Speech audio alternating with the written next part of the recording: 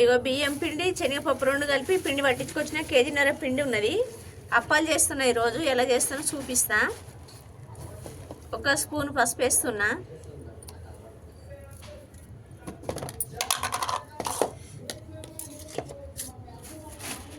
ఒక స్పూన్ సగము ఉప్పు వేస్తున్నా.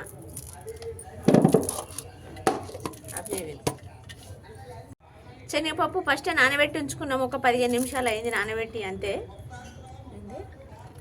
శనగపప్పు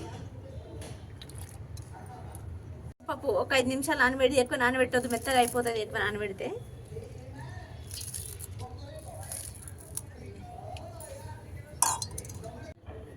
కారం పొడి వేసేస్తున్నా. ఒకటి సగం వేస్తున్నా కారం పొడి, మరి ఎక్కువైతే అవుతుంది కదా. ఇవాటి కొన్ని నువ్వులు కూడా వేస్తున్నా. నువ్వులు వేస్తే మంచిగా టేస్ట్ ఉంటాయి అప్పాలు. మేమైతే ఎక్కువ వేసుకుంటున్నాం.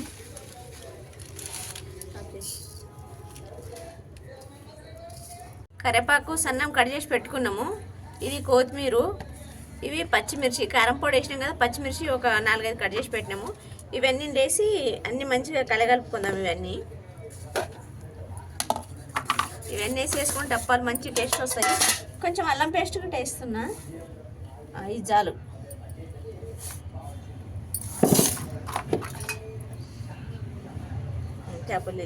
ఇగో వేడి వాటర్ పెట్టుకున్నాం. బాగా వేడి నీళ్ళతో కలుపుకుంటే అప్పాలు బాగా క్రిస్పీగా వస్తాయి. అట్లా వేడి వాటర్తో కలుపుకుంటే. ఒక స్పూన్ దేపు. ఇగో బాగా కాలుతుంది, మెత్తగా అయిపోయింది. కొంచెం లైట్గా కొంచెం ఇట్లా తడికి సలటీలు వేసుకుంటే బాగా వస్తుంది. ఇక మేము అప్పాలకైతే పల్లి నూనె తెచ్చుకున్నాము, వేసేసుకుంటున్నాము. 1 కేజీ తెచ్చి సరిపోకపోతే మళ్ళీ తర్వాత వేసుకుందాం. చాలు.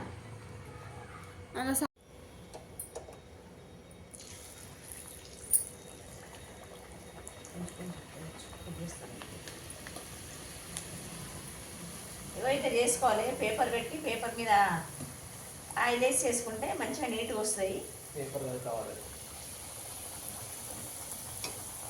పగలకుండా మంచిగా నీట్గా చేసుకోవాలి. సన్నము లావుగా చేస్తే మెత్తగా ఉంటాయి, క్రిస్పీగా ఉంటాయి. జర సన్నగా చేసుకుంటే కరకరలాడతాయి.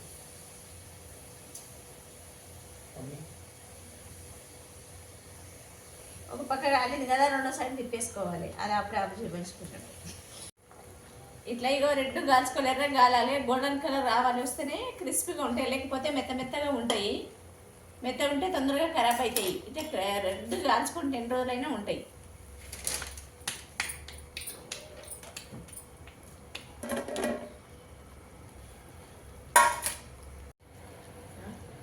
ఇగో మా ఇంట్లో కొయ్య చికెన్ చేసుకుంటున్నాడు. చింతపండు తప్పు చేసినా మనకి నచ్చదంట. చికెన్ వండుకుంటాడు అవతల పొయ్యి మీద. ఇంకోటి కుషన్ చూడు కనిపిస్తున్నాడు. పొయ్యి ముట్టించుకొని చికెన్ తెచ్చుకొని కూర్చున్నాడు. చికెన్ కుక్కర్లో వేసి ఉడకబెట్టుకున్నాడు 2 సార్లు. చేస్తారు అట్లా? మీరు అట్లా చేస్తే కామెంట్ చేయండి. ఎట్లా చేస్తారు? అట్లా చేస్తున్నాడు.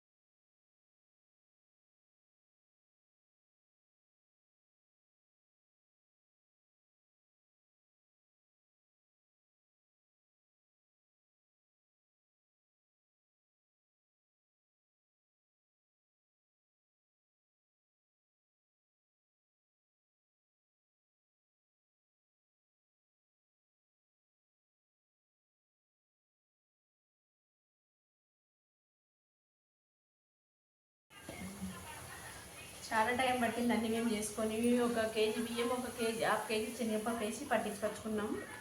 చాలా టైం పడుతుంది చేయడానికి. ఇవన్నీ పప్పులు ఉంటాయి కదా, ఈ పప్పులు గట్టిగా చేస్తే ఈ పప్పులు పైకి వస్తాయి. అట్లా చేయకుండా ఇవన్నీ ఓల్స్ పడకుండా నీట్గా చేసుకోవాలి.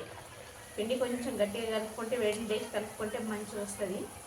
ఎక్కడ పగిలిపోనట్టు కొంచెం ఆయిల్ పెట్టుకోవాలి. ఇట్లా ఆయిల్ పెట్టుకుంటే నీట్గా వచ్చేస్తుంది. ఇట్లా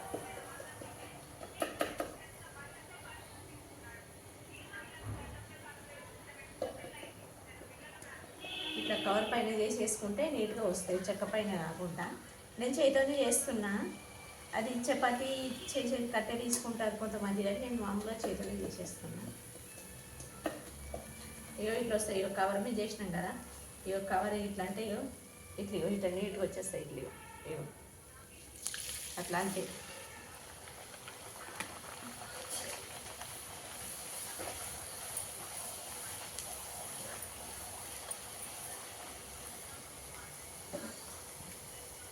చేయికి కొంచెం ఆయిల్ పెట్టుకుంటే సరిపోతుంది. అయిపోయిందండి, మొత్తం పిండి అయిపోయింది. లాస్ట్ ఒకటి మిగిలింది.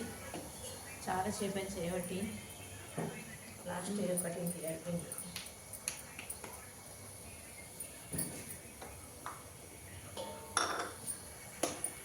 కొంచెం దీన్ని ఇట్లా ఆయిల్ పెట్టుకుంటే చేయికి అతుక్కోదు, కవర్కి దీన్ని అతుక్కోదు.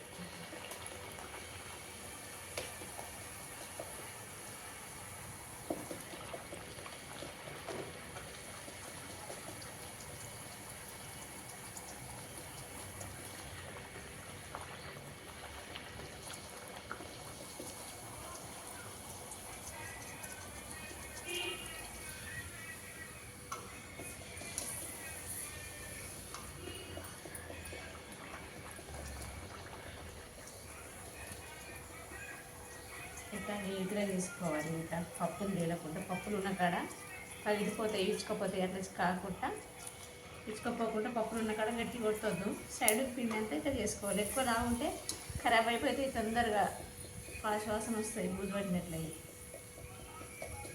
జర సన్నం చేసుకుంటే క్రిస్పీగా మంచిగా ఉంటుంది. ఖరాబ్ కావు, ఎక్కువ రోజులున్నా ఖరాబ్ కావు. అయిపోయిందండి, ఇది ఒక్కటి లాస్ట్. ఇక